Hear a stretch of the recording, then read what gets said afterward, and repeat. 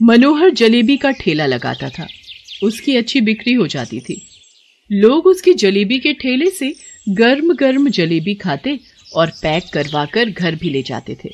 मनोहर भाई, पतली करारी जलेबी बनाकर आधा किलो पैक कर देना है। जरा 250 ग्राम जलेबी तो देना। भैया 1 किलो जलेबी डिब्बे में पैक कर देना।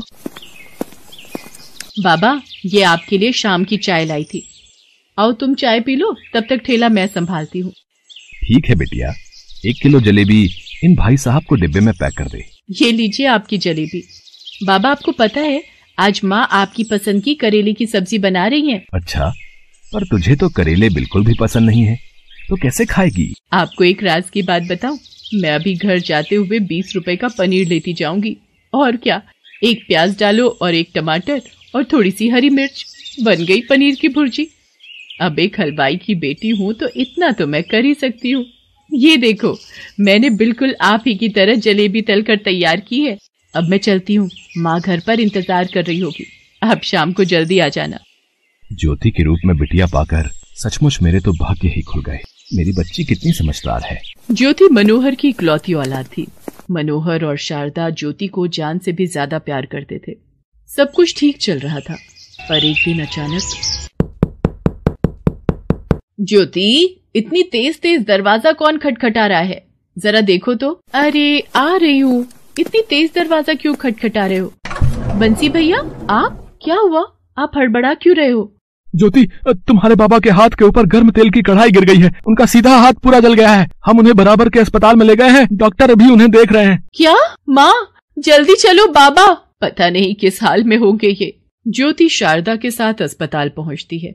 मनोहर का सीधा हाथ पूरी तरह से जला हुआ था। इनके हाथ पर गर्म तेल गिरने से स्किन जल गई है और छाले पड़ गए हैं। जख्म को ठीक होने में कम से कम 2 महीने लग जाएंगे।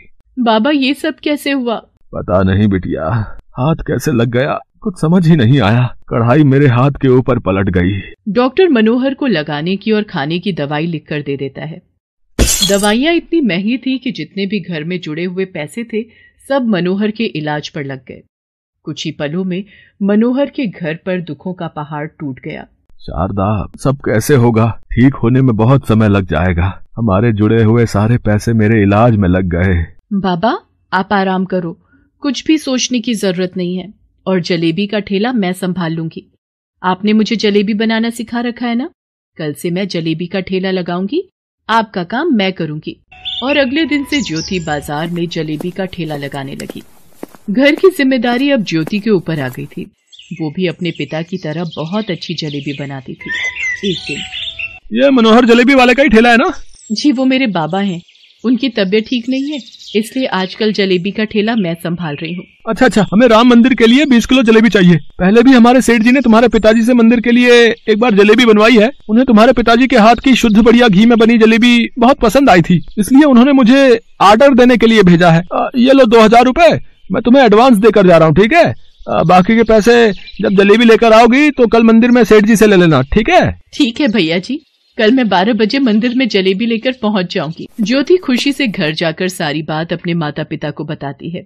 माँ, कम से कम 6 से 7 हजार रुपए इकट्ठे आ जाएंगे। ये 2000 रुपए आप रखो, ये मुझे एडवांस मिले हैं।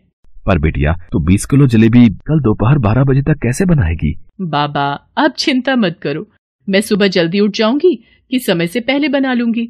तुम चिंता मत करो, कल मैं भी जलेबी बनाने में ज्योति की मदद कर दूंगी। ज्योति अगले दिन सुबह जल्दी उठ जाती है और अपनी माँ शारदा के साथ मिलकर 20 किलो जलेबी तैयार कर लेती है और वो जलेबी का ऑर्डर लेकर राम मंदिर पहुंचती है। मैं देख रहा हूँ आप पिछले 20 सालों से अपनी खोई हुई बेटी का जन्मदिन मना रहे हैं और अपनी बेटी के जन्मदिन पर आप भगवान राम को जलेबी का भोग लगाते हैं। पंडित जी, पता नहीं मेरा मन कहता है मेरी खोई हुई बेटी मुझे जरूर मिलेगी और मेरा भगवान राम पर अटूट विश्वास है। वो मेरी बच्ची, मेरी कोमल को एक दिन हम बूढ़े माँ बाप से जरूर मिलवाएगी। हे प्रभु, हमारी बच्ची जहाँ कहीं भी हो ठीक ठाक हो, उसकी हमेशा रक्षा करना। सेठ सेठानी अभी पंडित जी से बात कर ही रहे थे कि अचानक उन्हें ज्योति की आवाज सुनाई दी। सेठ जी, ये जलेबी का ऑर्डर आपने जो दिया था मैं ले आई हूँ। अच्छा, लाओ बेटिया, इधर दे दो। पंडित जी, ये जलेबी का प्रसाद भगवान राम को भोग लगा दीजिए, फिर हम सब गरीबों में बांट देंगे। ये लो बेटिया, तुम्हारे बाकी के बचे हुए 5000 रुपए। और ये 2100 रुपए मेरी तरफ से उपहार समझो। आज मेरी बेटी का जन्मदिन है। ये तुम्हारे गले में लॉकेट, ये तो सुमित्रा हमने अपनी कोमल को पहनाया था ना, जब वो पैदा हुई थी। हाँ, ये लॉकेट तो हमने कोमल के पहले जन्मदिन पर उसे पहनाया था। इसका मतलब तुम हमारी बेटी हो, हमारी कोमल। हे प्रभु श्री राम, आपकी जय हो, आपकी जय हो प्रभु। जिस खोई हुई बेटी का जन्मदिन आज मैं उसकी याद में मना रहा हूँ, वो मेरे सामने खड़ी है। मैं कुछ समझी नहीं सेठ जी। बेटी, हमें अपने घर ले चलो, मुझे तुम्हारे माता पिता से अभी मिलना है। भगवान राम का आशीर्वाद लेकर सेठ सेठानी ज्योति के साथ उसके घर पर जाते हैं। वहाँ मनोहर उन्हें सारी सच्चाई बताता है। ज्योति बेटिया, ये सच है, तुम हमारी अपनी औलाद नहीं हो। तुम मुझे एक मेले में रोती हुई मिली थी। मैंने तुम्हारे माता पिता को बहुत ढूंढा, पर वो मुझे कहीं दिखाई नहीं दिए। हम दोनों की कोई संतान नहीं थी, इसलिए मैं तुम्हें अपने घर ले आया। मैंने और शारदा ने तुम्हें हमेशा अपनी बेटी बनाकर पाला। सेठ जी और सेठानी जी ही तुम्हारे जन्मदाता है, इन्हें प्रणाम करो बेटिया। भगवान राम के आशीर्वाद से सेठ सेठानी को अपनी खोई हुई कोमल वापस मिल जाती है।